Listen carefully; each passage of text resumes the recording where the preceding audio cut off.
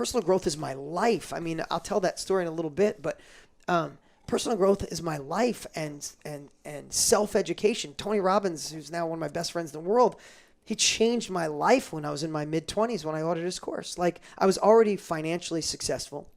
Yep. I already had a car business, a collision shop, an auto sales. I had 21 apartments. At 26? At 24. 24. Yeah, 24. I had 21 apartments. I had two tow trucks. I had a tow truck company. I had Enterprise and Hertz rental car account. And how'd you have the money to fund all these things? Yeah, I'll tell you that in a minute. So I got to that. But up until that point, I was suffering to get there. Like, working night and day, stressing all night. Now, you know exactly what I'm talking about, man. When you're starting, when you were on your sister's couch and you're thinking of going, all of a sudden you get going. Stop. You don't stop. And then you're up at 2 o'clock in the morning solving problems, and you think that's the way you do. I got a competitive edge because I can stay up all night. I can stress more than anybody else. I can get worry. Overweight. I worried more than anybody else. So up until that point, I was on my way to already at a millionaire from where I was a kid, but I was doing it through suffering.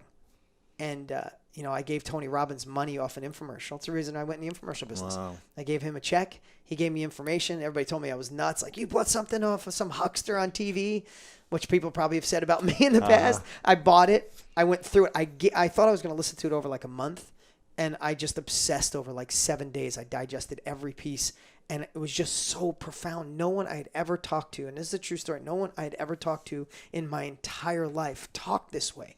Talked about people this way, about obstacles this way, about challenges this way, about your past. Belief systems, and belief system and limiting beliefs. And your past is designed for you to make you strong. And you know what? I just believed him. Like, I didn't question anything because I saw my dad worked hard, but he wasn't rich, and he suffered every day. And if I take on my dad's thoughts, I get to work hard and suffer.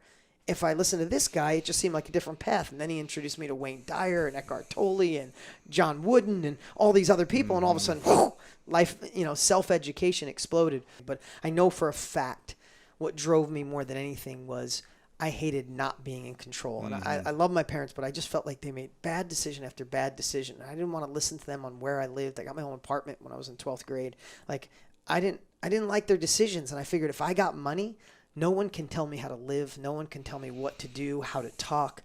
And the truth is, I still feel that way. Yeah. Like, I don't want anybody to tell me when I can go pick up my kids from school or take them on vacation. I coach Little League. I coach softball today.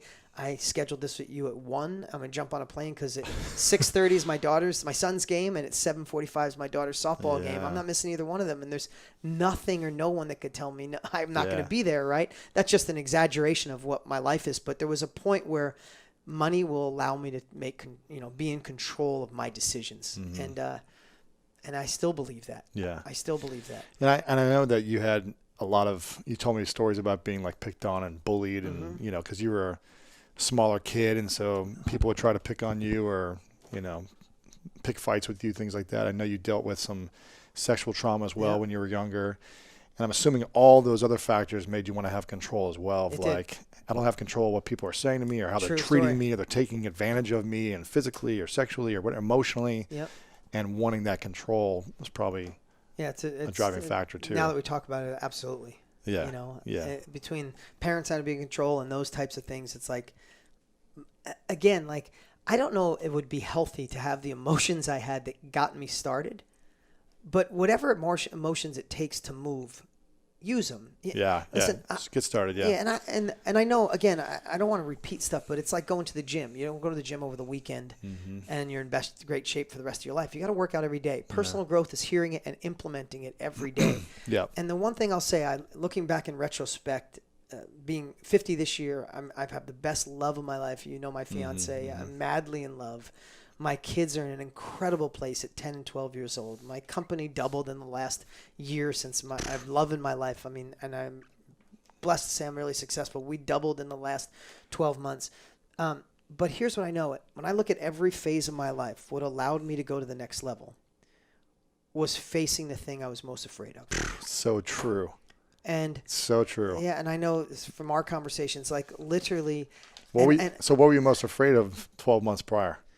Or in the last 2 years that allowed you to double in that phase at least? So double in your relationship, by upgrading with what you wanted in partnership, business. Yeah, so I'll be personal with you. I look back at what I was afraid of not working with my dad when I was a kid, because my dad was like, you're going to be my partner in this collision shop. And I hated the way he ran a company. I hated that he yelled at customers. I hated, but like every time I'd go to leave, he'd like go nuts on me. Like my dad was very physical, but not with me, but mentally like abusive. And at 14 years old, 12 years old, I was throwing up blood. I had a bleeding ulcer at 12 because I was so worried about my dad, right? So I was so afraid of leaving my dad. And then one day I literally told him, and I got in a fist fight with my dad. And it's not really a fist fight. He hit me and swung at me, and then he said, F you, and he left. And I didn't see him for 2 years. And when he left is when I took the collision shop we were in, and I went and I solicited, and I got Enterprise Rent-A-Car after knocking on the door. I got Hertz Rent-A-Car. Started generating that money. Now I hired more people in my collision shop, more money to buy cars and put on the front. Started making more money with that. I went and bought my first piece of real estate, my 5th piece, my 10th piece. Then I started to buy raw land, subdivide it. Wow. Then I started selling raw land. Then I'm like, why don't I build the houses? I started a housing company, all from 20 to 27. Wow. I did all that without him as my partner. So because he left. Because he left, my life changed forever. Wow. And then I was grateful for the whole circumstance, and I brought him back in as my partner, and I've been giving him money. I give my dad a check now for, 20 years? Wow. 25 years. I've been giving my dad a check every single week, buy him his cars, buy him his houses, everything, right? Wow. But the only way that happened is I faced my biggest fear at the time. Which was what?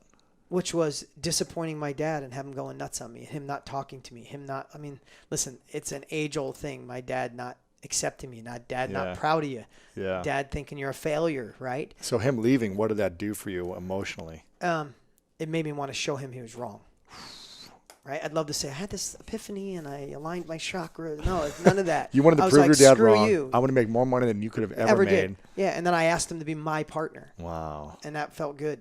Just yeah. being honest, it felt good. He told me I was a dreamer. He told me I'd lose everything, and I proved him wrong. Yeah. And he came back really humble, and I told him that's I loved nice. him. Yeah.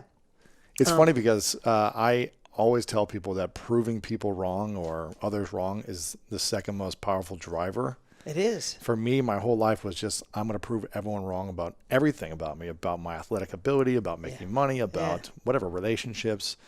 And at the end of the day, it feels really good in the middle, but it never feels fulfilling at the end. No, it doesn't. But it can be that catalyst to take off. Yeah, right? of course. And Luce, I want to say I'm enjoying that. Like I love this just real conversation we're having. I know we're going a lot of directions, but one thing I want to say is so many people watching or listening right now think of themselves as an underdog, right? I didn't have family who supported me, don't have money, grew up in the wrong place, I live in the wrong country, wrong time, wrong president, wrong this, wrong that, right?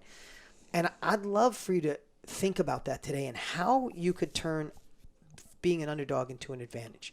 You see, most people, Lewis, because you're sitting here massively successful, impacting lives all over the world, there was a time when people said you can't, you're wrong, and you wanted to prove them wrong, but some of you is like, maybe I can't.